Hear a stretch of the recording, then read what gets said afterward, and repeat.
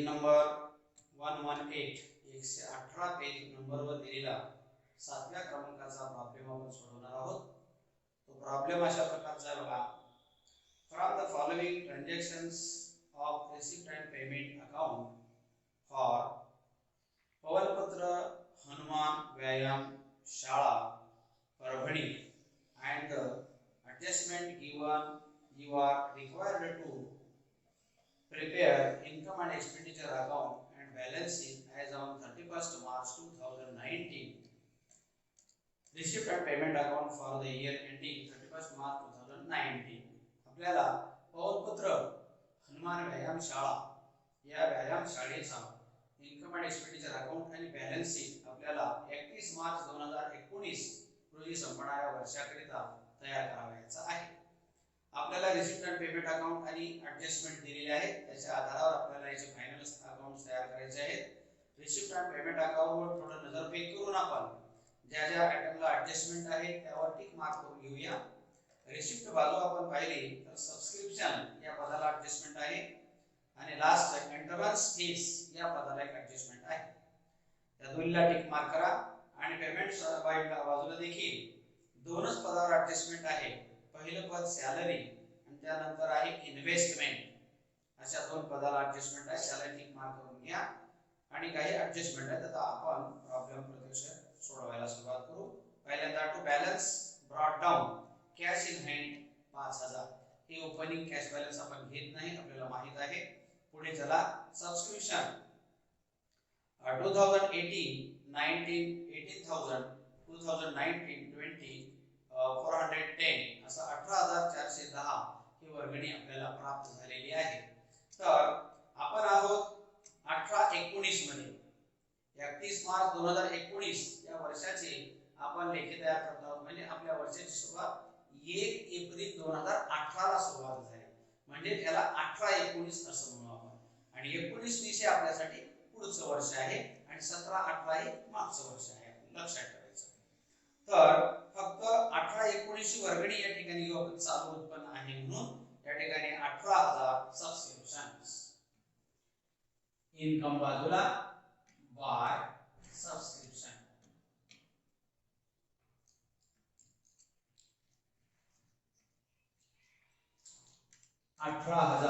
यावर ऍडजस्टमेंट आहे का? ऍडजस्टमेंट आहे. 18,000 घ्या आणि जरा सोडा.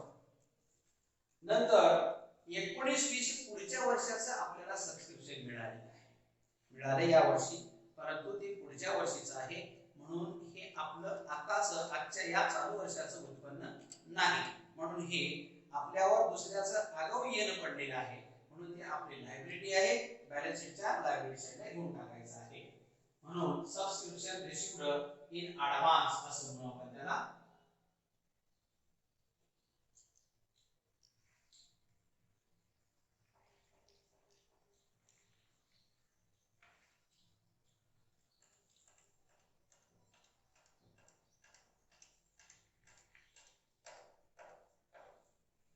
रुपीज 410 410. यानंतर डोनेशन देणगी आहे. हे उत्पन्न आहे म्हणून उत्पन्न बाजूला लिहा. Donation 6000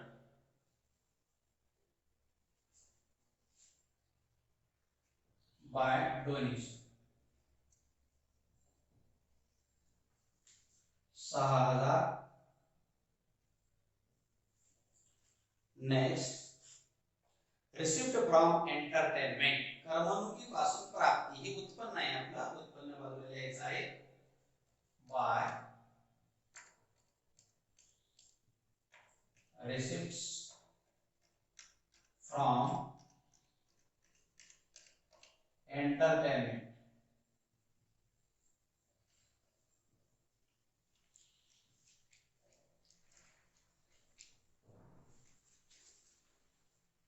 Rupees 4,500. Sorry, 5,400. 5,400. Next interest. ही आपलं इन्कम आहे. इन्कम साइडला लिहा by interest.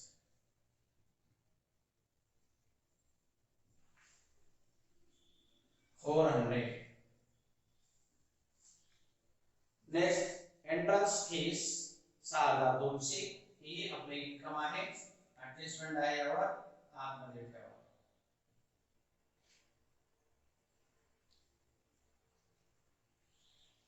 Entrance fees 6200.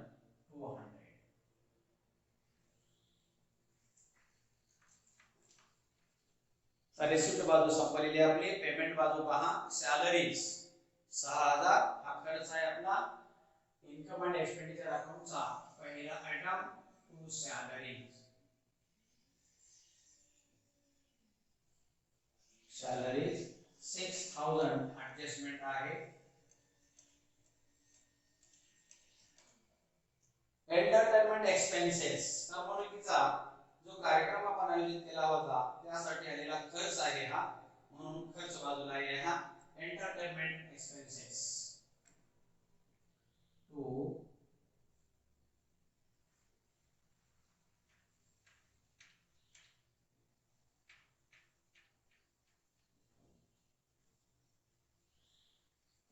Entertainment expenses 2480 2480. Next आहे सन्ड्री एक्सपेन्सेस. हेही इथंच लिहायचं आपल्याला. Sundry expenses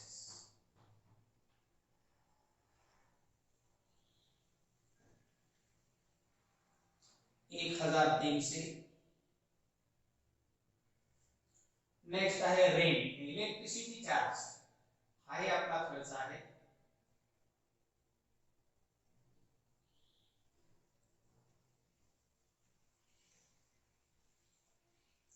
electricity charges 1200.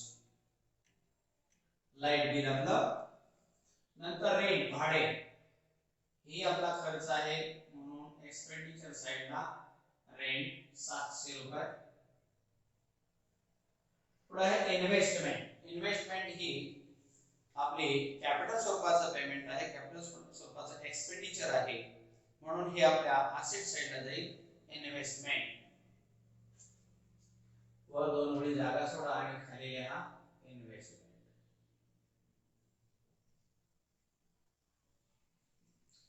Investment वर ऍडजस्टमेंट आहे. आतमध्ये रक्कम लिहा 15000.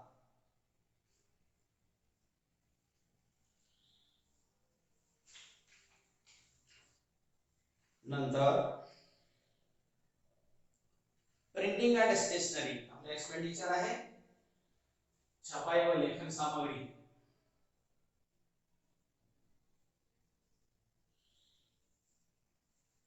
And stationery 800. नेक्स्ट आहे पोस्टेज. हा एक खर्च आहे आपला. पोस्टेज 3200. नेक्स्ट आहे फिक्स्ड डिपॉझिट. ही आपली ऍसेट आहे, म्हणून ऍसेट साइडला घेऊन जायचं आहे. Fixed deposit 3900. फिक्स्ड डिपॉझिट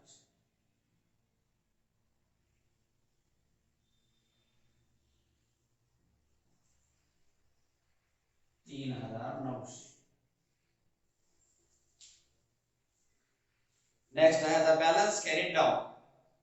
जे क्लोजिंग बॅलन्स आहे आपल्या रिसिप्ट पेमेंट अकाउंटचं. कॅश इन हँड 830 आणि कॅश ॲट बँक 6000. हे दोन्ही आपले ऍसेट आहे. ऍसेट साइडला लिहून टाकू. कॅश इन हँड 830 रुपये. Cash at bank rupees 6000. अशा प्रकारे आपल्या रिसिप्ट अँड पेमेंट अकाउंटवरचे आयटम संपलेले आहेत. आता ऍडजस्टमेंटचा विचार करू आपण.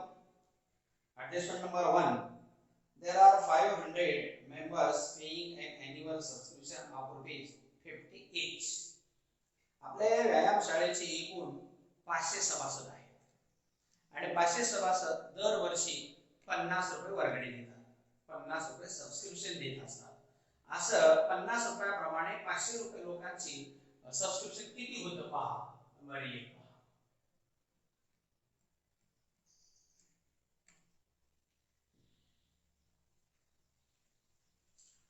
500 members into 50 rupees is equal to 5 एकूण वर्गणी आपली वर्षभरामध्ये 25,000 मिळायला पाहिजे, पण आपल्याला प्राप्त झाले किती पहा, 18,000 झालेले आहे। म्हणजे आणखी आपल्याला मिळायची किती झालेली आहे, 18 25 म्हणजे 7,000 रुपये वर्गणी आपल्याला आणखी मिळायची राहिलेली आहे। म्हणजे आउटस्टँडिंग आहे। चालू वर्षाचं उत्पन्न आहे, भले आता पुढच्या वर्षी मिळेल आपल्याला, पण या वर्षीच्या उत्पन्नामध्ये मात्र त्याचा समावेश करावा लागतो, म्हणून त्यामध्ये ऍड करायचं आहे। Add outstanding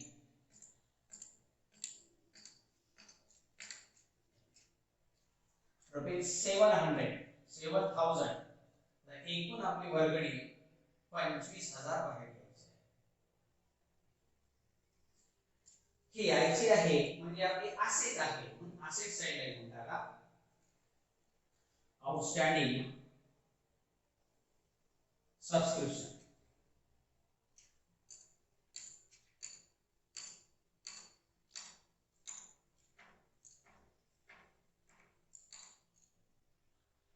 ₹7,000।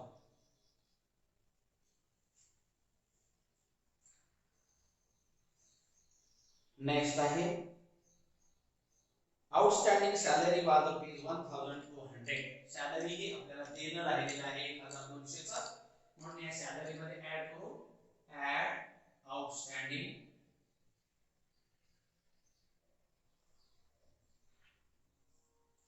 ₹1,200 बाहेर घे 7,200। 1,200 आपल्याला देणं आहे, आउटस्टँडिंग आहे, म्हणजे लायबिलिटी साइडला जाईल आपल्या लायबिलिटी साइडला। Outstanding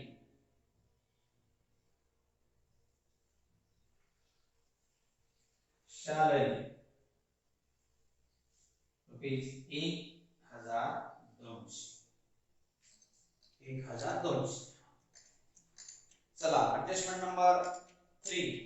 the assets on 1/4/2018 were as follows। आपल्या ओपनिंगला आपल्याकडे काही असेट्स होत्या, त्या असेट्स असे आहेत पहा।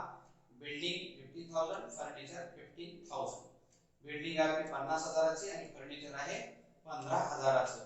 हे दोन्ही आपल्या फिक्स्ड असेट आहेत, म्हणून असेट साइडला लिहून टाकायला पहिलं बिल्डिंग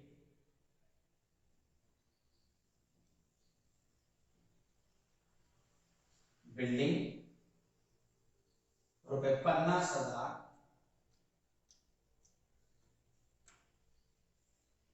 नंतर फर्निचर ₹15,000। या दोन्ही मध्ये आपल्याला डेप्रिसिएशन सांगितलेलं आहे, म्हणजे ऍडजस्टमेंट आहे, आतमध्ये ठेवा रकमा। लगेच सांगितलं adjustment number 4। provide depreciation on building and furniture at 5% and 10% respectively। म्हणजे इमारत आणि फर्निचरवर अनुक्रमे 5% आणि 10% डेप्रिसिएशन आकारा। म्हणजे पहिले 5% हे बिल्डिंगला लागू होतात आणि दुसरे 10% फर्निचरला लागू होतात, म्हणून पहिल्यांदा आपण बिल्डिंग वर फर्निचर डेप्रिसिएशन आकारू। बिल्डिंग आहे 50,000 नंबर 2। डीपी ऑन बिल्डिंग 50,000 रुपये, त्यावर आहे 5%। बिल्डिंग वर आपल्याला 5% डेप्रिसिएशन आकारायला सांगितलेलं आहे, हे 5% असं कटवून घ्या। 5×5=25 आणि 200 2,500 रुपये डेप्रिसिएशन। हे 2,500 डीईपी मायनस डीईपी 2,500 हे उरेल 10 मधून 5 गेले 5 राहिले, इथे राहिले 9, 9 2 गेले 7 राहिले, 47 ला 500 राहिले. हे डेप्रिसिएशन आपल्यासाठी लॉस असल्यामुळे इन्कम अँड एक्सपेंडिचर अकाउंटच्या डेबिटला डेप्रिसिएशन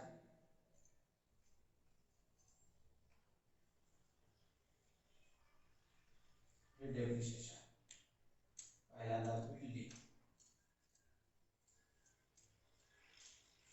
2500. नंतर 10% फर्निचर आपला आहे number 3 DP on furniture. DP 15,000 गुणिले 10 भागिले 100 बरोबर हे शून्य हे शून्य हे शून्य हे शून्य 1500. 1500 फर्निचर मधून मायनस करा डीबी 1500 उरता 0 0 10 मधून 5 गेले 5 राहिले, इथे 4 राहिले, 4 मधून 1 गेले 3 राहिले, 13,500. हा आहे डीपी इन्कम अँड एक्सपेंडिचर अकाउंटचा डेबिट साइडला लिहायचा आहे फर्निचर.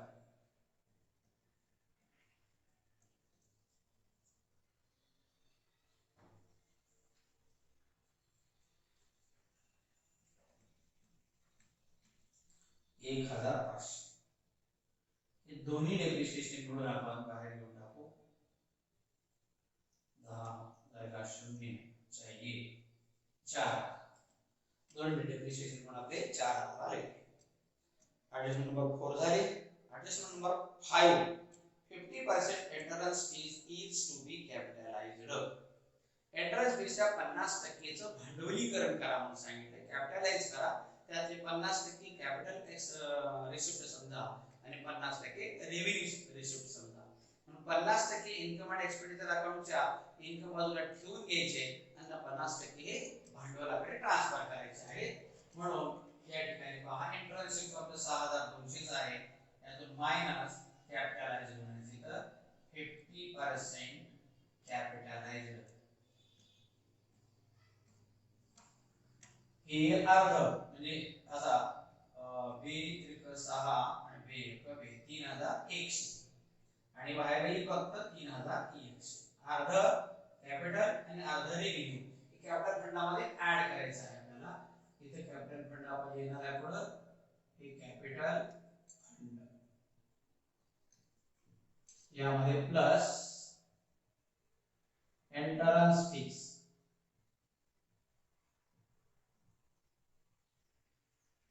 रुपीस 3,100. नंतर adjustment number 6 interest on investment at 5% per annum has accrued for 6 months. Interest on investment आपली आहे 15,000, यावर 6 महिन्याचे इंटरेस्ट आणखी यावयाचं आहे. यावयाचं आहे त्यामुळे आपली इन्व्हेस्टमेंट वाढणार आहे आणि आपली इन्कम ही वाढणार आहे. 6 महिन्याचा आपण काढून घेऊया किती निघते पाहू आता या ठिकाणी. नंबर 4 इंटरेस्ट ऑन इन्वेस्टमेंट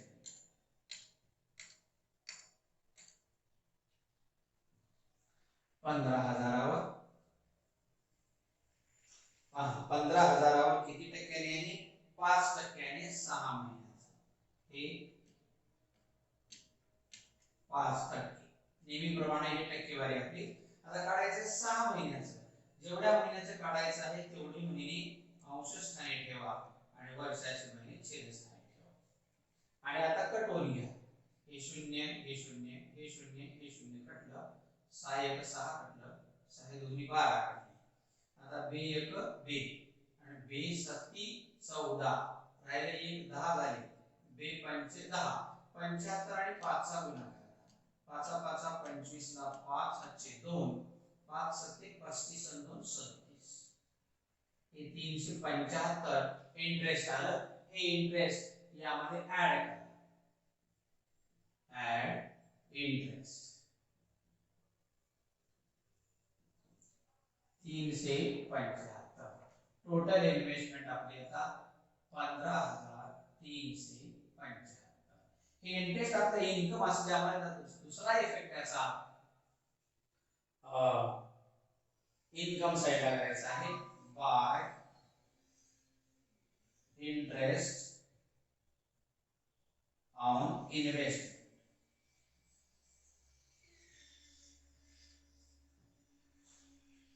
375 रुपये. 375. हा, आता नेक्स्ट ऍडजस्टमेंट, लास्ट ऍडजस्टमेंट आहे कॅपिटल फंड ₹70,000. 1/4/2018 आपलं कॅपिटल फंडाचं ओपनिंग बॅलन्स आहे 70,000. हे 70,000 इथे कॅपिटल फंडाला लिहून टाकायचं. हे 70,000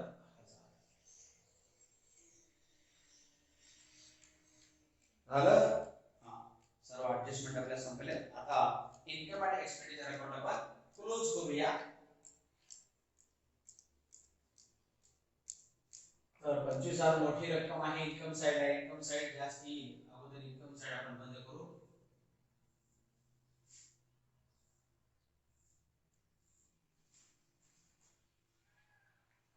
पाच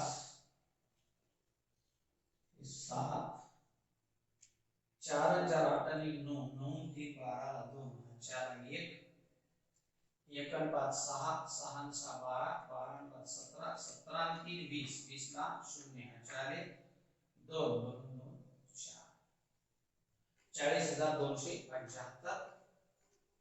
40,275. आता हे 40,275 आपलं इन्कम आहे. हे एक्सपेंडिचरची सर्व बेरीज आपण या ठिकाणी रफ स्वरूपामध्ये करून घेऊया. हे 0 8 2 आणि 4 6 आणि 9 2 11 आणि 7 18 8 26 26 आणि 2 28 28 ला 8 4 2 2 आणि 7 9 9 2 11 11 आणि 12 12 आणि 13 13 आणि 16 16 आणि 4 20. 20,880 आपलं एक्सपेंडिचर आलं. आपलं इन्कम आहे 40,275. यातून वजा हे 5/5 7 मधून 8 जात नाही, 17 मधून 8 गेले 9 राहिले. इथे राहिले 1 मधून 8 जात नाही, एकूण नाही घेतला 10 झाले. 10 मधून 8 गेले 11 झाले. 11 मधून 8 गेले 9 9 2 11 11 मधून 8 गेले 11 मधून 8 गेले 3 राहिले. 11 मधून 8 गेले 3 राहिले. इथे राहिले 9 9 अशी 9. इथे राहिले 3 हा इकडे 1 गेल्यामुळे 3 राहिले. 3 मधून 2 गेले 1 राहिले. 19,395. 19,395 हे आपलं सरप्लस आलेलं आहे. टू सरप्लस म्हणजेच income excess of income over expenditure. खर्चाचे आपल्या उत्पन्नाचे खर्चावरील अधिक आपल्या 19,395 आलेला आहे नेट प्रॉफिट सारखंच. आता हे आपल्या कॅपिटल फंडामध्ये ऍड करायचं आहे. Add surplus 19,395. Capital fund, entrance fees आणि सरप्लस याची बेरीज आपण बाहेर घेऊ. 5 हे 9 3 आणि 4 9 3 12 ला 2 ह्याच्या 1 1 आणि 1 हे 2 आणि 7. अरे सॉरी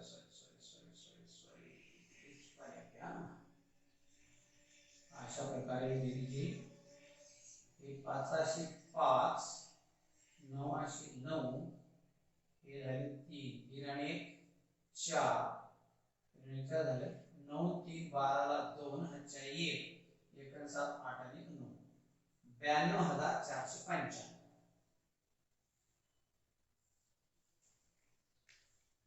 आता बॅलन्स शीट तयारी करू. 5/5 9 आणि 1 10 ह्याच्या 1 1 आणि 4 5 5 आणि 2 7 आणि 4 11 ला 1 ह्याच्या 1 1 आणि 2 3 3 आणि 4 94,105 हे 5